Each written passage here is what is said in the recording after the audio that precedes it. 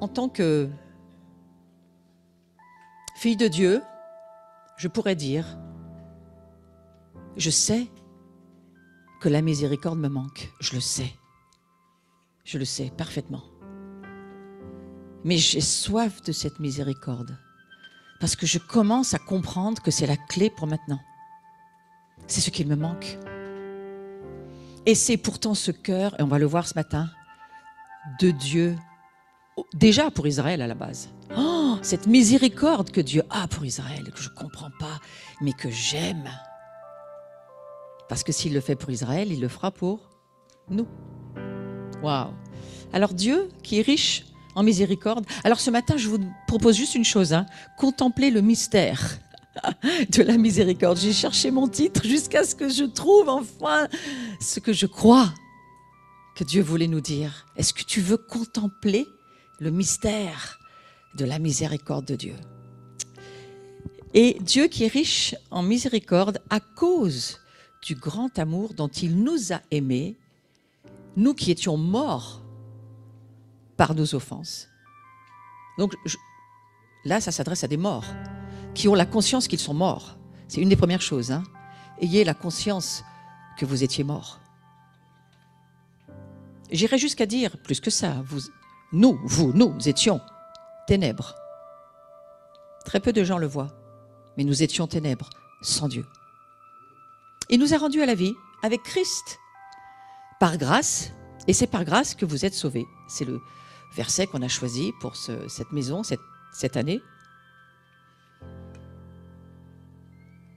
Et j'aimerais juste dire que Jésus-Christ, il est le visage de la miséricorde du Père.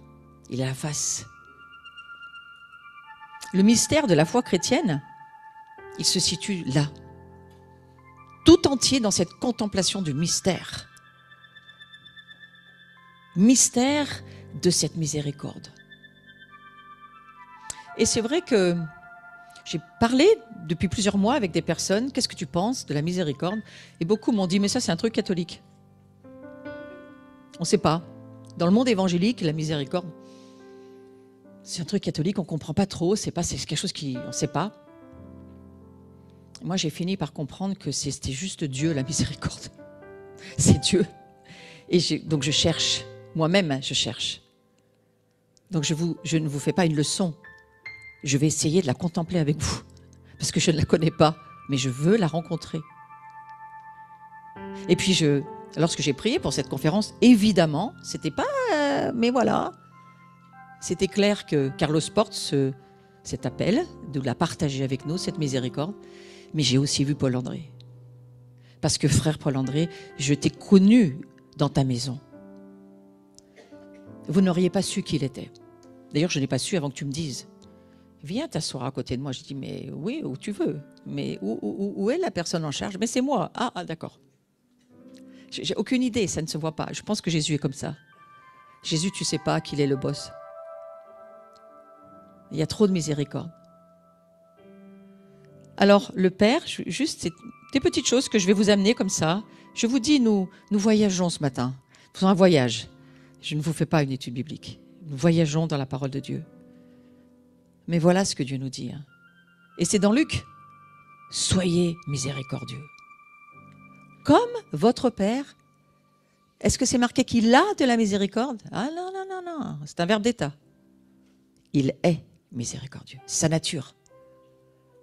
Donc je me réjouis tellement de savoir que Dieu est miséricordieux, que c'est sa nature, et que ma confiance, je la mets dans cette miséricorde. Vous entendez et vous entendrez beaucoup de choses dans cette saison. Si vous ouvrez un petit peu certaines voix sur les réseaux ou autres prophétiques, vous allez entendre un tas de choses. Il y a beaucoup de choses, moi, que j'entends pas. Mais j'entends ça. Moi, je suis miséricordieux. Et je crois que Dieu ne change pas. Donc, il n'est pas moins qu'avant, il n'est pas fatigué, il n'en a pas marre de sa miséricorde. Et je suis assez contente qu'il n'en ait pas marre. Parce que moi, des fois, j'en ai marre. Mais pas lui.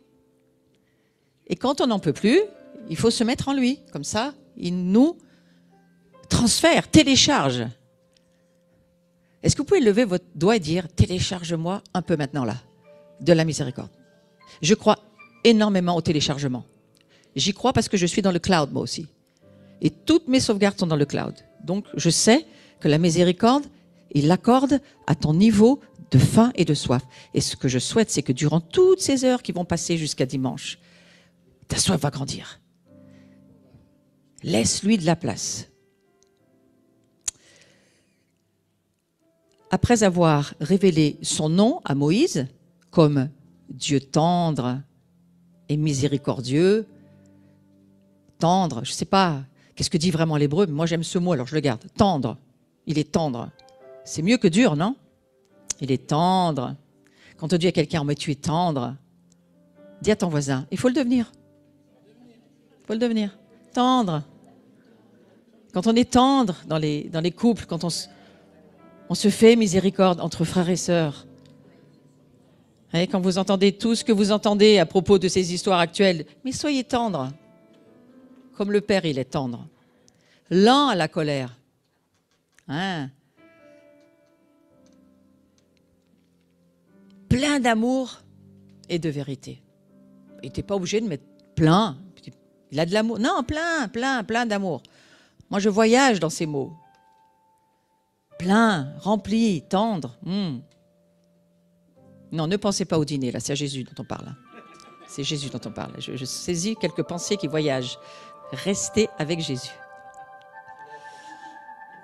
Je vais vous lire quelque chose qu'a écrit le pape François. Oui, je lis parfois ce qu'il écrit, c'est possible.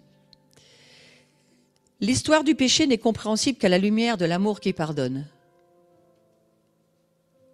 L'histoire du péché n'est possible qu'à la lumière de l'amour qui pardonne.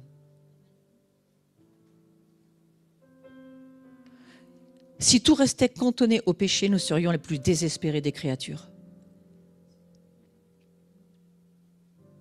Vous savez, les animaux parlent dans la Bible, alors on peut écouter tout le monde. C'est une parole qui touche ton cœur, laisse-la toucher ton cœur.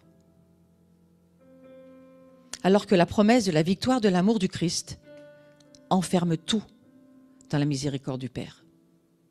La promesse de la victoire de l'amour du Christ confine tout, enferme tout dans cette miséricorde. Est-ce que nous pourrions nous confiner dans la miséricorde de Dieu? Alors, la nature divine de Dieu, tendre et miséricorde, pleine d'amour et de vérité. Lorsqu'est venue la plénitude des temps, c'est ce que nous dit Galates, quand tout fut disposé selon son dessein de salut, il envoya son fils, né de la Vierge Marie, ou Myriam, parce qu'elle s'appelait Myriam, on l'appelle Marie, pour nous révéler de façon définitive son amour. Est-ce que tu peux saisir cette invitation de Dieu, révéler, demandant une révélation définitive? Nous sommes dans des temps finitifs. Et je crois que tu veux révéler une plénitude, un accomplissement. Oui, les choses sont dans l'accomplissement cette année. Beaucoup de choses s'accomplissent. Et pourquoi pas cette miséricorde? Dans un accomplissement que nous ne connaissons pas. Alors nous allons lire ce verset de Galates. Lorsque les temps ont été accomplis, Dieu a envoyé son Fils, né d'une femme, né sous la loi, afin qu'il rachetât ceux qui étaient sous la loi. Afin que nous ressuscions, alors là j'ai mis une autre, j'ai gardé cette version, mais je croyais que je l'avais changée, mais on peut le lire comme ça, afin que nous ressuscions l'adoption. Pourquoi? Parce que vous êtes fils, vous êtes fille. Donc ça veut dire, nous avons, passé composé, reçu l'adoption. Dieu a envoyé dans nos cœurs l'esprit de son Fils, lequel crie « Abba, Père ». Alors tu n'es plus esclave, mais fils. Et si tu es fils, tu es aussi héritier par la grâce de Dieu. Fils, fille, c'est la même chose. Héritier par la grâce de Dieu. Cette miséricorde fait que tu es adopté. Et il n'y a pas de discussion, il n'y a pas de prière à faire. Il y a juste dire merci. Dites merci. Merci. Merci. Merci. Moi, je dis toujours merci aux trois. Ils sont trois. Merci au Père, merci au Fils et merci à l'Esprit Saint. Vous savez, dans un couple, si vous êtes toujours merci au même, l'autre, il est un peu frustré quand même. Il se dit, peut-être avoir des merci de temps en temps, non? Vous voulez dire avec moi merci au Père, merci au Fils et puis merci à l'Esprit Saint. 3 personnes différentes. Alors, Jésus dira ceci, hein, « Il y a si longtemps que je suis avec vous, et tu ne m'as pas connu, Philippe, il parle à Philippe, parce que celui qui m'a vu, il a vu le Père. » Comment dis-tu? Montre-nous le Père. Eh bien oui. Souhaite, désire voir Jésus. Parce que quand tu vois Jésus, tu vois le Père. Qu'est-ce qu'il faisait Jésus? Qu'est-ce que tu connais de lui? Qu'est-ce que tu lis dans la parole de Dieu? Qu'est-ce qui revient à ton esprit? Beaucoup d'actions de miséricorde pour dire que ça. À travers sa parole, à travers ses gestes, toute sa personne respire, transpire la miséricorde.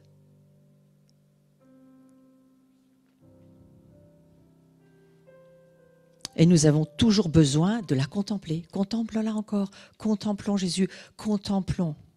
Moi, pourquoi j'aime cette icône? Parce que je contemple Jean, qui met son oreille sur la poitrine de Yeshua.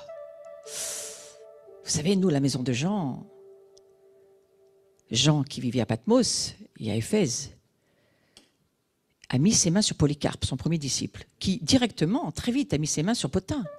Qui est Pothin? Saint Pothin, premier évêque de Lyon, qui vivra vieux, qui aura une vie de miracle et qui mettra ses mains sur Irénée. C'est notre histoire.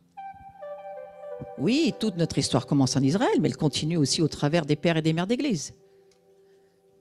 Irénée, du reste, aidera à choisir les 4 évangiles synoptiques, mais pas seulement. Lui, contrairement à Origène, reconnaîtra Israël et sera toujours en accord avec Israël. Origène nous fera la guerre dès le début, parce que lui, il est antisémite grave. Il faut le savoir. Fréquentez-les pour les connaître et savoir ce qu'ils pensent. Fréquentez les saints d'autrefois, dans leurs histoires, bien sûr. Nous sommes la nation qui portons cette onction de Jean. Et ça fait des années que nous cherchons à la vivre, à la voir, à la recevoir, à la transmettre. C'est ça, cette maison, hein, je vous mets un peu dans le contexte.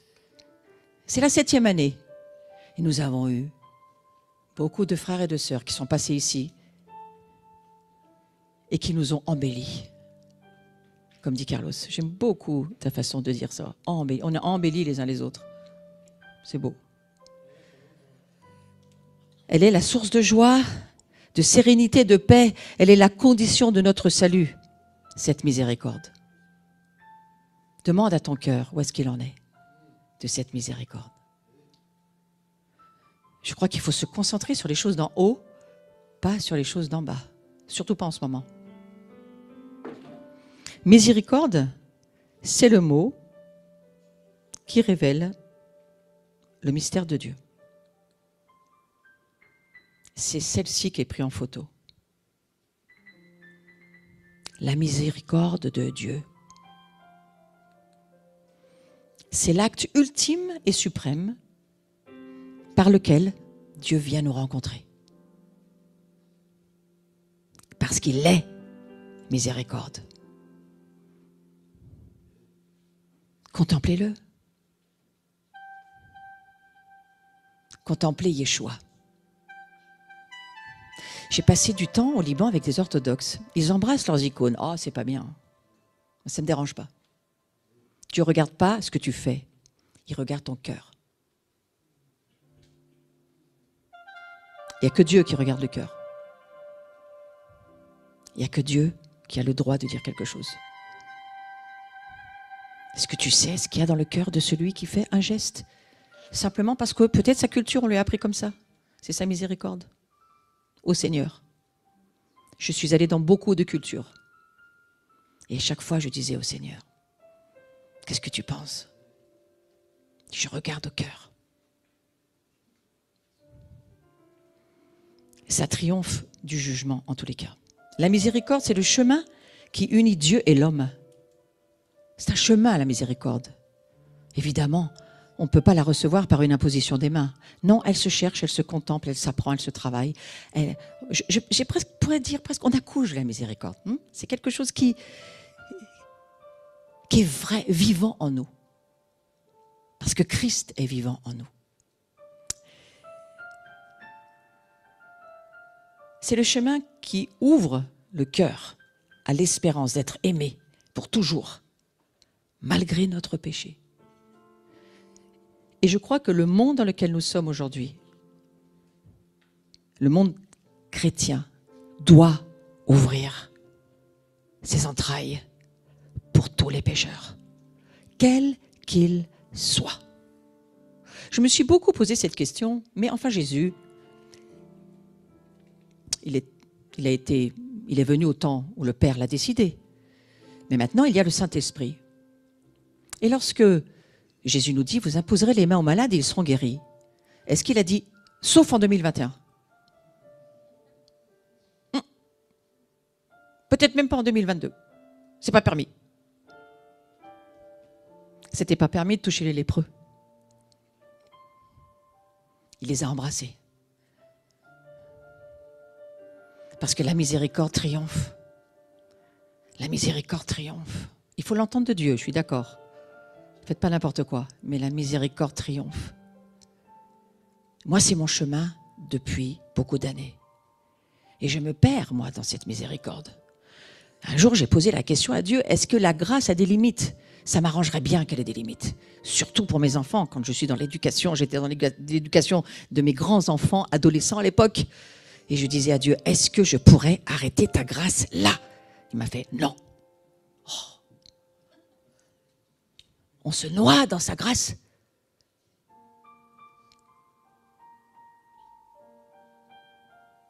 Contemple-le. Il n'a pas de limite. Il n'a pas de fin. Il n'a pas de hauteur. Pas de largeur. Nous allons lire un psaume ensemble. Rien de mieux que lire la parole de Dieu. Non, alors pas tout de suite. On va d'abord aller là, d'accord. Je suis mon PowerPoint.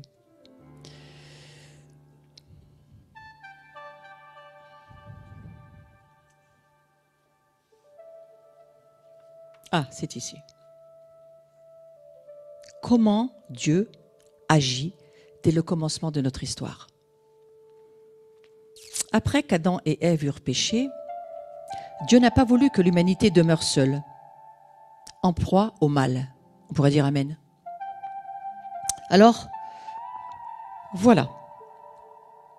Dès le commencement,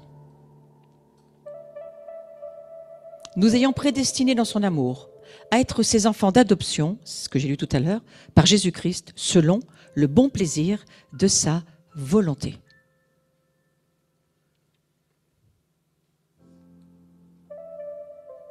Qu'est-ce qui se passe?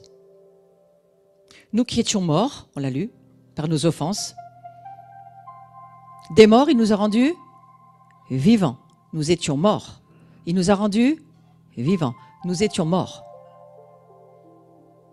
Sans Dieu, nous sommes morts. Il nous rend vivants. Ça, c'est les profondeurs de la miséricorde. Simplement parce qu'il est miséricordieux. Face à la gravité du péché, Dieu a une réponse. Elle n'a jamais changé. Sa réponse, c'est la plénitude du pardon. Et le pardon, est-ce qu'on pourrait mettre des limites au pardon? Ça m'arrangerait bien parfois. Celui-ci, je trouve qu'il exagère, il va trop loin. C'est trop. Trop, c'est trop. On ne peut pas. Et Dieu dit, je peux. Je peux.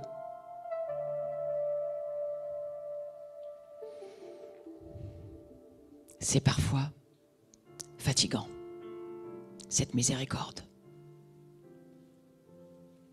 Est-ce que tu peux l'accueillir, cette miséricorde? On ne peut pas sans le Saint-Esprit, mais on peut avec le Saint-Esprit. L'accueillir lui dire, je ne te connais pas, mais viens.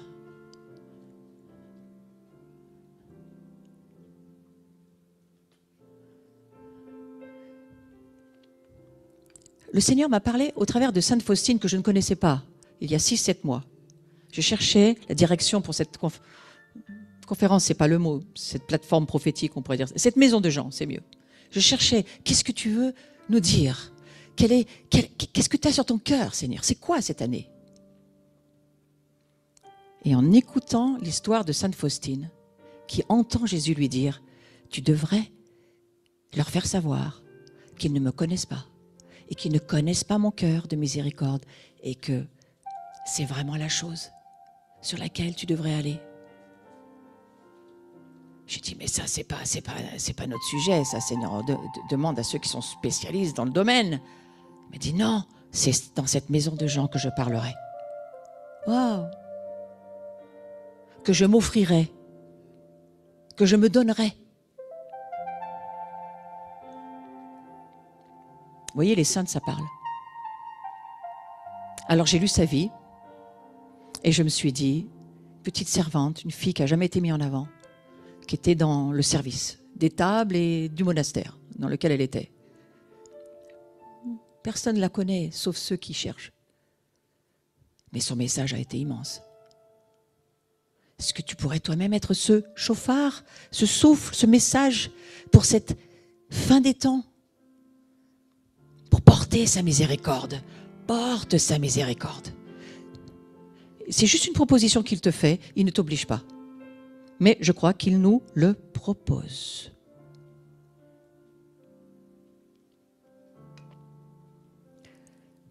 Nous allons lire ce psaume 102 ensemble.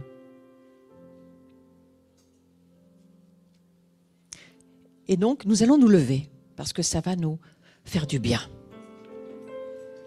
Nous allons le lire ensemble à haute voix.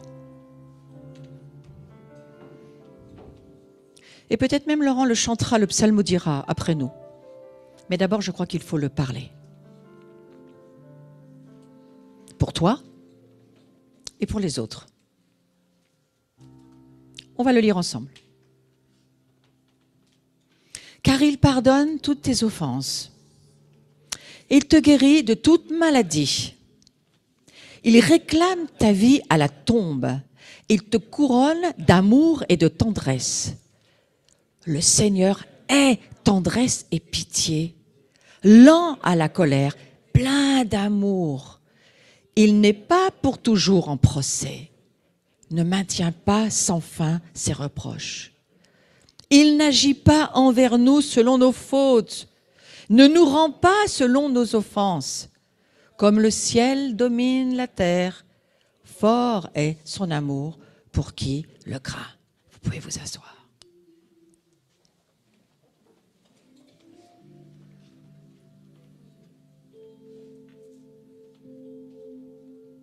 Laissez descendre ces paroles saintes dans vos entrailles.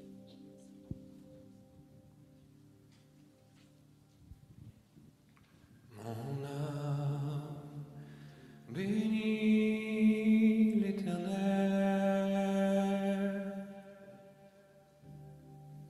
Bénis l'Éternel. Mon âme bénit l'Éternel. Que tout ce qui est en moi bénisse son saint nom. C'est lui qui pardonne toutes mes iniquités, qui guérit toutes mes maladies, qui délivre ma vie de la fosse, qui me couronne de bonté et de miséricorde. C'est lui qui rassasie de bien ma vieillesse.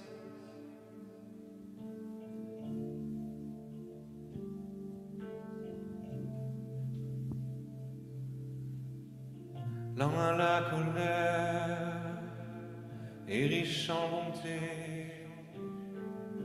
L'Éternel est miséricorde et compassion, lent à la colère et riche en bonté. L'Éternel est miséricorde et compassion.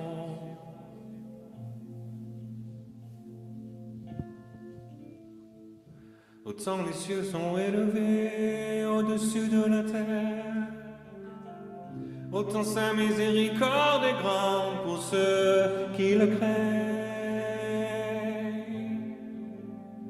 Autant l'Orient est éloigné de l'Occident,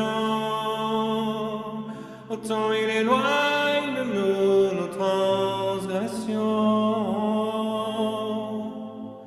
Comme un père qui a compassion de ses enfants, l'Éternel a compassion de ses enfants, l'Éternel a compassion de ceux qui le craignent.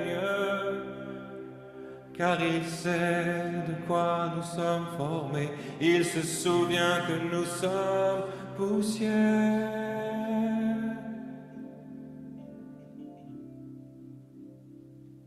Il n'agit pas envers nous selon nos fautes,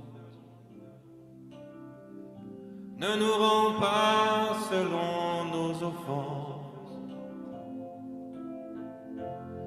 Comme le ciel domine la terre, fort est son amour pour qui le craint.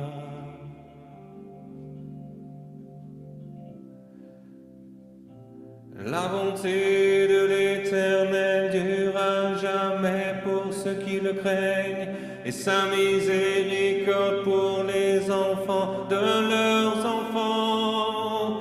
Et la bonté de l'Éternel durera jamais pour ceux qui le craignent, et sa miséricorde pour les enfants de leurs enfants, pour ceux qui gardent son alliance et se souviennent de ses commandements afin de les accomplir. Bénissez l'Éternel, vous toutes ses armées. Bénissez l'Éternel, vous toutes ses œuvres, dans tous les lieux de sa domination. Mon âme bénis l'Éternel.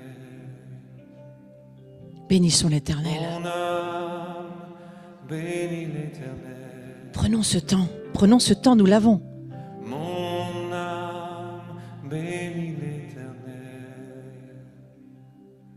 Mon âme bénis l'Éternel.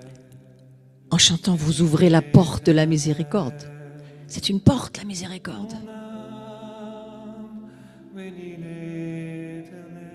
Et votre âme s'ouvre, et la porte s'ouvre.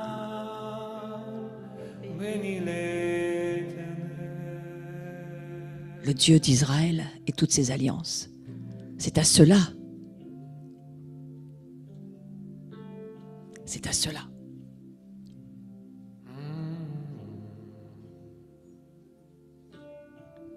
Et nous allons continuer sur le psaume 145.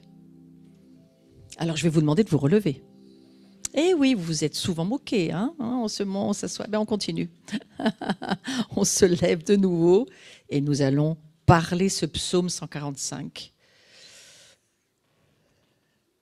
Alors, on va peut-être simplement lire ensemble ce qui est sur le visuel. Et puis on laissera Laurent de nouveau nous amener dans un temps de contemplation. On lit ensemble ? Qu'on proclame le souvenir de ton immense bonté. Je vous rappelle qu'il est écrit qu'on proclame. Hein, donc ça ne veut pas dire qu'une fois. Hein, on proclame le souvenir de ton immense bonté et qu'on célèbre ta justice. L'Éternel est miséricordieux et compatissant, lent à la colère, plein de bonté. L'Éternel est bon envers tous et ses compassions s'étendent sur toutes ses œuvres. Vous Vous pouvez vous rasseoir. Je t'exalterai, mon Dieu, mon roi.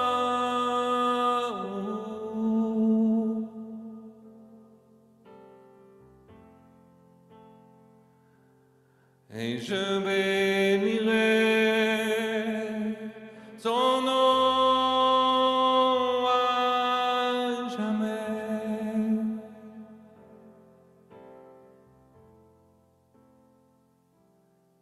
L'Éternel est grand et très digne de louange.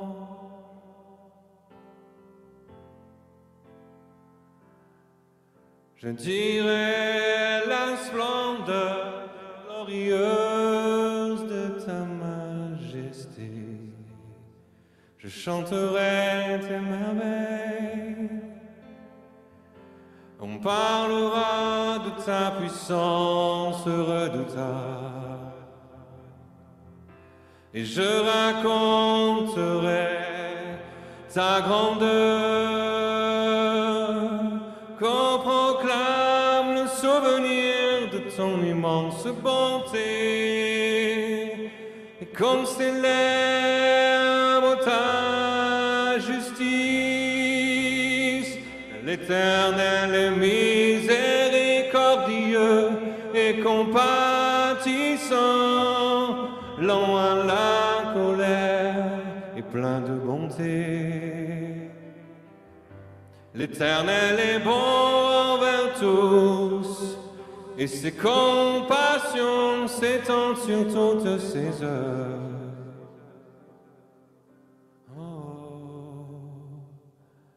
Toutes ses œuvres te loueront, ô Éternel. Toutes tes œuvres te loueront, ô Éternel, et tes fidèles te béniront. Toutes tes œuvres te loueront, ô Éternel. Toutes tes œuvres te loueront, ô Éternel. Vous savez, Ils diront la gloire de ton règne. vous savez quoi, quand on psalmodie que toutes tes œuvres célèbrent ton nom, est-ce que c'est ce que nous faisons toute la journée? Seigneur, nous te demandons pardon. Nous voulons célébrer ton nom. Nous voulons exalter ton nom et ta gloire. Et nous voulons simplement proclamer tes bontés, tous tes bienfaits, tout ce que tu fais pour nous. Et nous voulons garder notre cœur fixé sur qui tu es, ce que tu fais. Et en ton nom, Jésus, je veux briser les liens, briser les chaînes, briser les sorts qui sont prononcés ou que nous prononçons sur notre nation et sur nos vies. Maintenant, je les brise. Toutes ces paroles de mort, ces paroles qui nous enchaînent, ces paroles qui nous lient au monde démoniaque, dans cette psalmodie, alors que nous sommes en train d'adorer, d'exalter ton nom, nous brisons et nous nous détachons de toute parole mauvaise, de toute parole qui vient de l'enfer. Au nom de Jésus, que ta vie soit déliée, ton âme, ton esprit, ton corps, de toute parole qu'on a mis sur toi, que tu as entendue ou que tu as prononcée dans ces jours où Satan ne cherche qu'une seule chose, te lier à son royaume. Reprends, Laurent, cette parole. Levez-vous, s'il vous plaît.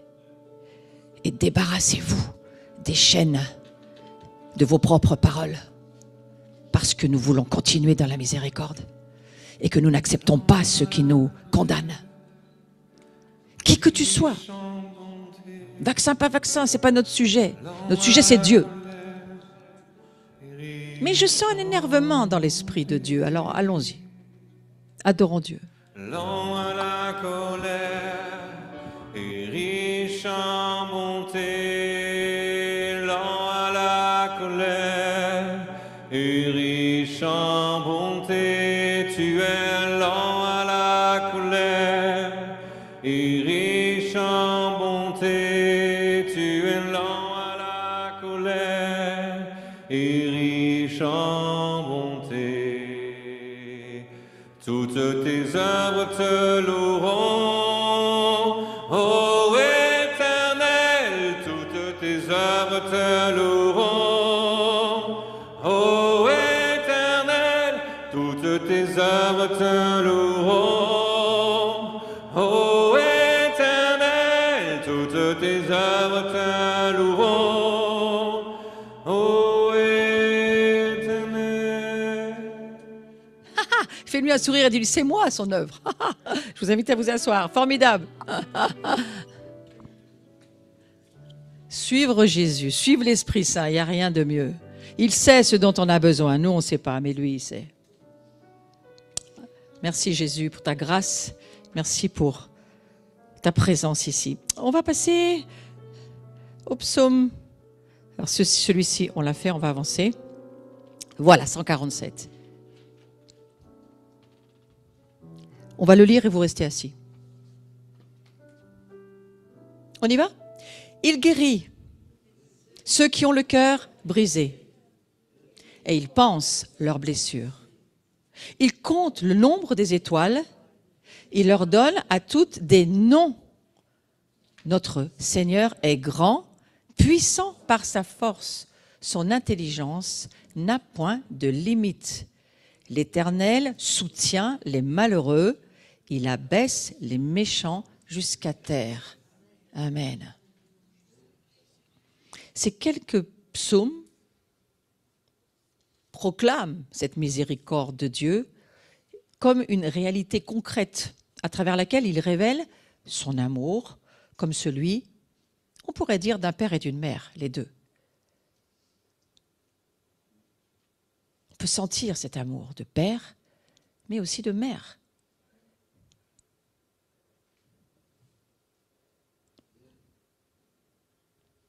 Et je crois que Dieu se laisse émouvoir par beaucoup de choses.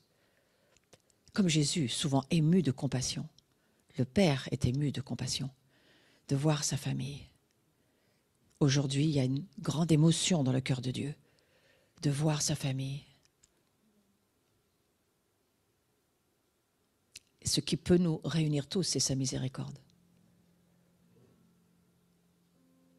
Il est juste de parler d'un amour viscéral. Certains, vous avez eu quelques soucis de viscères dans vos entrailles. Mais ça pourrait être un signe prophétique. Comme beaucoup d'entre nous, dont je fais partie, avons eu beaucoup de maux, de douleurs de dos.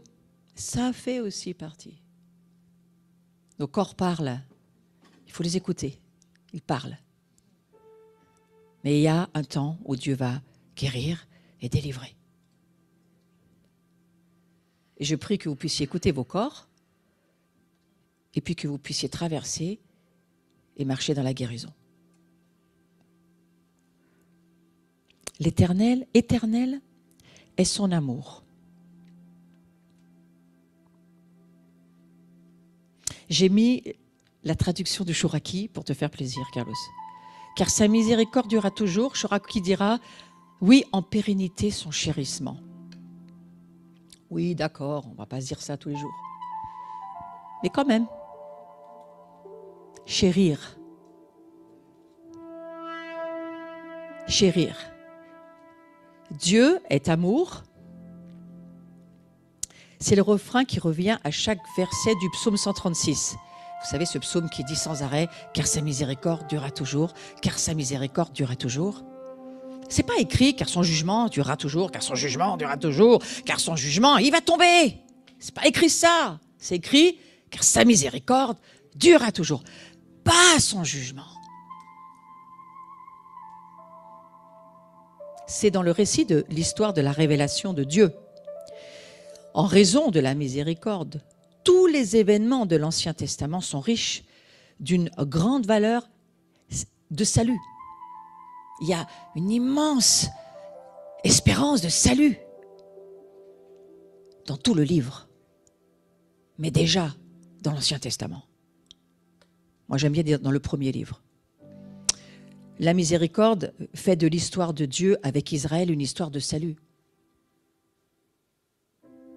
Moi, j'ai cette chance de pouvoir suivre les cours de Marc et d'étudier le Messie dans la Torah. Cette histoire de semence, cette histoire de pensée de Dieu, quel horloger, quel bijoutier, il sait faire, il trouve des personnes pour nous faire comprendre dans toute l'Écriture le Messie et comment il n'a jamais lâché l'affaire dans sa pensée. C'est une pensée constante de miséricorde, constante. Ça, je l'ai compris en t'écoutant. Même si ce n'est pas le message que tu fais forcément passer, c'est ce que j'ai entendu. Il y a constamment cette attente. Est-ce qu'ils vont voir qui je suis? Est-ce qu'ils vont comprendre ce que je fais? Est-ce qu'ils vont saisir? Je suis un père et j'ai un cœur de mère.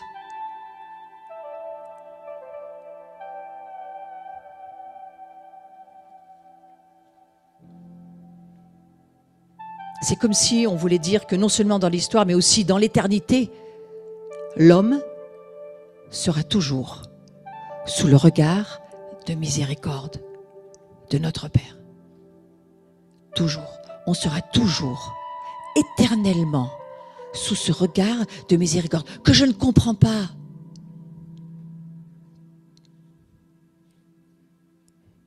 Mais que je crois. De plus en plus, je crois. Je le crois.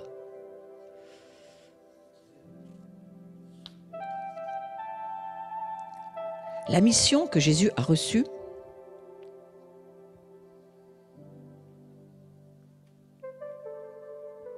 révèle le mystère de l'amour. Je ne vous apprends rien, mais je vous le dis encore une fois. Il est venu révéler le mystère de l'amour. Pas du jugement, de l'amour. Je ne dis pas qu'il n'y a pas de jugement, il y en aura un, mais pas maintenant. Ce n'est pas maintenant. Et moi, je parle au niveau prophétique pour maintenant. Je ne parle pas pour demain.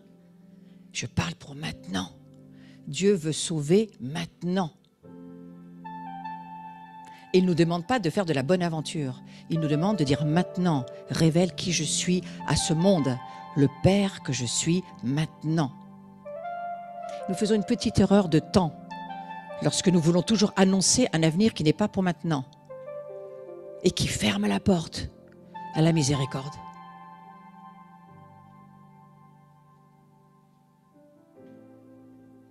Alors arrive Simon-Pierre qui suivait Jésus, c'est dans Jean 20, verset 2. Il entra dans le tombeau, il voit les linges gisant à terre ainsi que le suaire qui avait recouvert sa tête, non pas avec les linges, mais roulé à part dans un endroit. Alors entra aussi l'autre disciple, arrivé le premier au tombeau. On parle de Jean là. Et qu'est-ce qu'il est écrit? Il vit et il crut. Alors ça veut dire qu'il ne croyait pas avant? Eh bien, c'est possible qu'il ne croyait plus tant que ça lorsque Jésus est mort. Parce que si vous faites une étude de texte que je ne vais pas faire maintenant, les mots ne sont pas les mêmes. Il ne s'agit pas de cette même révélation de croire. Au moment où Jésus meurt et qu'il se retrouve avec ses frères, il a une perte de foi, Jean. Mais là, il croit. Et nous avons besoin de voir et de croire qui est Dieu, qui est Jésus, comme Jean l'a vu et a cru. Ça signifie quoi? La suite nous le dit. Il ne savait pas encore, d'après les Écritures, qu'il devait ressusciter d'entre les morts. Il l'avait dit beaucoup de fois, Jésus. Vous savez, avec tout ce qu'on entend, tout ce que lui-même a entendu, qu'est-ce qu'il croyait vraiment? C'était pas si évident que ça dans les textes. À chaque fois que Jésus parlait du mystère de ses souffrances, de sa mort, qui devait suivre ensuite sa résurrection, Moi, je crois, je me mets à leur place. Ils ne comprenaient pas. Et il y a beaucoup de choses qu'on ne comprend pas nous-mêmes. Mais à un moment donné, ils voient et ils croient. Nous sommes dans un temps où nous pouvons voir. Nous pouvons voir et nous pouvons croire. Comme Jean. Et quand Jean a écrit tout son livre des Révélations, je crois, quand il a vu ce qui allait arriver, il a vite écrit l'évangile de Jean. On dit qu'elle a été écrite après, ce que je crois. Après, on ne va pas se battre là-dessus. Mais l'évangile de Jean, écrit pour essayer de sauver l'Église et de l'encourager. Et vous lisez tout le livre de Jean, écrit certainement en proximité avec Myriam, sa mère, Marie. Je dis Marie pour ceux qui ont du mal à comprendre Myriam. Et qui, quelque part, comment expliquer ce livre si ce n'est pas sa mère, devenue sa mère par Jésus, mais la mère de Jésus qui explique à Jean. Et Jean ne veut rien perdre. Il écrit tout. Il dit, il faut qu'on écrive, on ne va pas se souvenir. Le Verbe s'est incarné. Qui peut écrire une chose pareille? Mais Marie, elle était là. Et ils ont eu de longues conversations. Et Jean a pu entendre cette miséricorde. Et il nous l'a transmis. Et c'est celle-ci que nous cherchons. Ça sera Jean qui, le premier, affirmera pour la première et unique fois dans l'Écriture, dans toute l'Écriture, c'est Jean qui annonce, 1 Jean 4, versets 8 et 16, Dieu est amour. Moi, je crois que pour un juif, c'était compliqué d'entendre Dieu est amour.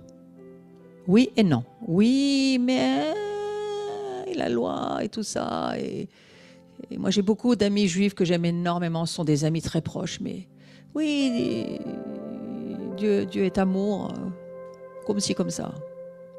J'en dirais, Dieu est amour, c'est sa nature. Il nous a été révélé. Et c'est ce que Dieu veut nous révéler cette saison. Il est, sa nature devient la tienne. Et tu deviens une substance de l'amour et de la miséricorde. Et le Saint-Esprit va le faire, si on le veut. Si on le veut. Il y a un travail, il y a un chemin. Et mes frères derrière, ils vont prendre le relais. Ça sera leur sujet, pas le mien. Mais moi, je mets juste une introduction. Parce que ça, moi, je le veux. Je crois que c'est ça qui nous fera traverser les tribulations. C'est par beaucoup de tribulations qu'il faut entrer dans le royaume de Dieu. Je ne suis pas en train de vous dire qu'on est ou pas. On est tous dans des tribulations. Si tu n'es pas dans une tribulation, c'est que tu es mort. Ouais.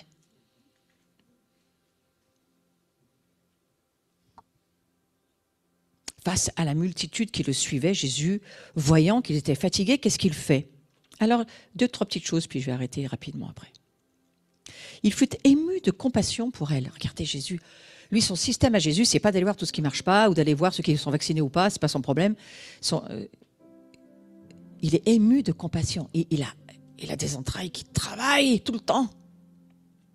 Ça, moi, c'est le Jésus que j'aime. Il voit une grande foule, de nouveau, dans Matthieu 14, ému de compassion pour elle. Qu'est-ce qu'il fait? Mais il guérit les gens. Parce que c'est la seule chose qui voilà. Comment aider quelqu'un qui est malade? Guéris-le. Comment aider un enchaîné? Délivre-le. Comment ramener quelqu'un qui est dans la dépression? Eh bien, ramène une onction de vie et de joie. Moi, je vois Jésus comme ça. Vous aussi, j'en suis sûre. Ils ont faim. Eh bien voilà, tout le monde va manger. Ah non, on n'a pas assez, tu ne peux pas venir à la maison. Non, parce que on n'a pas assez. Ah si, non, mais je ne te regarde pas. On n'a pas assez. Hein. Mais c'était pas le problème de Jésus de savoir s'il y avait assez ou pas. Son cœur parlait avant de réfléchir. À mon sens, c'est il est pris par là. Est-ce que nous, on va y arriver à être comme ça?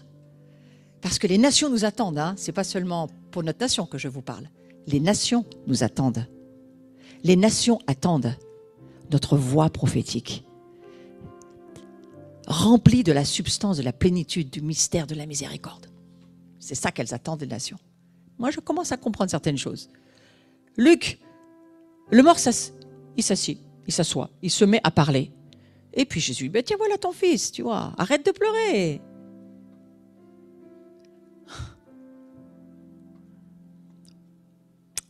Ok, on avance. Jésus révèle l'amour de Dieu pour l'humanité. Seigneur, je prie que nous aussi, nous puissions être ces canaux. Simplement parce que nous avons vu et que nous croyons. D'être ces canaux qui vont être la réponse pour tous ceux qui sont perdus. Une réponse de compassion, de miséricorde. Oh, j'aurais encore beaucoup d'histoires à vous dire, mais je vais aller sur un minimum de choses. Je veux juste parler de l'homme de Guadara, le Guadarénien, parce que j'ai remarqué quelque chose en écriture que je n'avais jamais vu. Vous savez, cette histoire, Jésus traverse la tempête, et puis, mais lui, il va se déplacer où personne ne veut aller. Il va visiter ce cimetière où il y a ce Guadarénien, qui a une légion de démons, c'est-à-dire 6000, une légion romaine, c'est 6000 hommes, 6000 démons dans un seul homme. Ce n'est pas un souci pour Jésus. Il entend l'homme qui crie qu'il n'en peut plus. Et au moment où Jésus va libérer cet homme, et même on voit qu'il le revêt même, il lui met même un vêtement dans l'histoire. Vous voyez, ce n'est pas seulement qu'il l'aide au niveau de sa délivrance, c'est qu'il lui redonne un manteau, un vêtement, un habit. Il le remet vraiment sur pied totalement, ce que nous devrions faire aussi. Et cet homme, il veut suivre Jésus. Il n'y a pas de famille, rien, pas d'attache à part le cimetière. Il dit, moi je te suis, Jésus, je vais aller avec toi. Lui, c'est plus facile que certains. Quitter les cimetières, suivre Jésus, ça c'est simple. Et je lui dis, non. Mais voilà, annonce-leur tout ce que le Seigneur a fait pour toi dans sa miséricorde. La seule chose que Jésus veut que le monde voit, c'est qu'il est miséricordieux. Que Dieu nous pardonne. Parce qu'on n'est pas comme ça. Mais on va le devenir.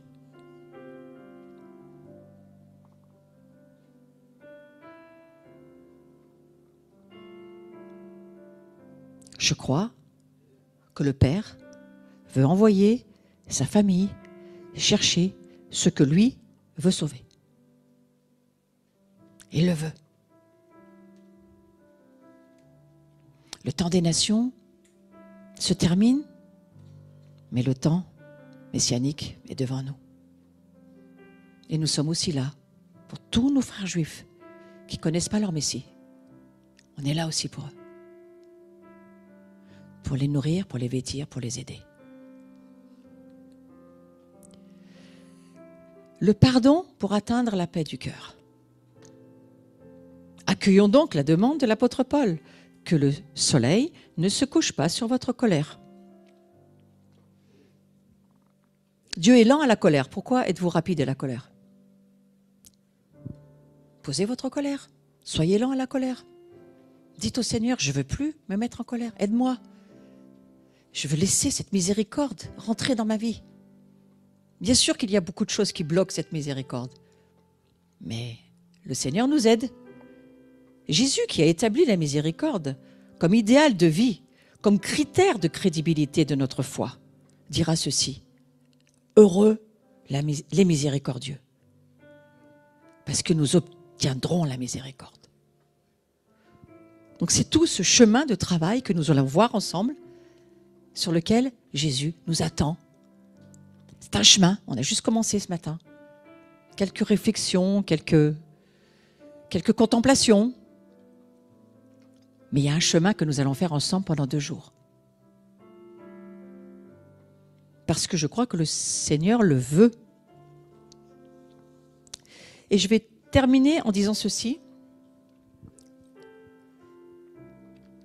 Il me semble aussi que l'esprit d'Élie revient. C'est ce que nous lisons dans le dernier livre, dernier verset de Malachie, ou Malachie, prononcez ce nom comme vous voulez. Tout à la fin, le dernier verset de l'Ancien Testament. Le prophète dira, l'esprit d'Élie doit revenir. il va être de nouveau mis sur le peuple de Dieu. Alors Jésus, avec Jean-Baptiste, ils ont accompli une partie, mais ils n'ont pas fini. Entre nous, vous la voyez, la réconciliation familiale à l'heure actuelle? Dans l'Église? Dans le monde? Entre Isaac et Ishmaël? Entre les catholiques et les protestants? C'est fait? C'est accompli tout ça? Entre les hommes et les femmes? Entre les blancs et les noirs? C'est accompli tout ça? Non? Mais moi je crois que Dieu surveille, il veille. Et il va renvoyer. Et on est dans cette saison-là, selon moi. Nous sommes dans cette saison où l'esprit d'Élie revient exactement là où Dieu veut l'envoyer, pour la réconciliation familiale. Et il est sur notre nation. Pourquoi? Parce que nous sommes appelés à libérer la miséricorde de la réconciliation. L'appel de la France, c'est la réconciliation. C'est la maison de l'amour. C'est la maison qui va mettre le liant pour que les autres nations puissent sentir les parfums, c'est notre appel. La passion, c'est notre appel. La miséricorde, c'est notre appel. Sans quoi, le pays sera dévoué par interdit. C'est ce que dit le dernier verset du dernier livre de l'Ancien Testament. Moi, je me réjouis que l'esprit d'Élie revient. Il revient sur notre pays, il revient sur nous, il revient sur les miséricordieux. Ils vont avoir l'onction, je crois, la force, la puissance pour pardonner des choses impardonnables, pour passer des lignes que personne ne passe, pour aller toucher ceux que personne ne touche. On va avoir cette force de Dieu par la miséricorde pour amener ce que Dieu, ce que Jésus veut aller chercher. Vous le croyez? Je le crois aussi. Donc c'est ce que je prie. Je prie que nous puissions avoir une vision de ce pourquoi nous avançons. Pourquoi cette miséricorde? Ton salut, tu l'as. Mais maintenant, il faut rentrer dans la réconciliation entre les Juifs et les non-Juifs. Il faut rentrer dans la réconciliation. Laisser cette famille. Le Père veut retrouver sa famille. Il ne cherche pas une église, il cherche une famille. Il s'appelle notre Père, il ne s'appelle pas autrement.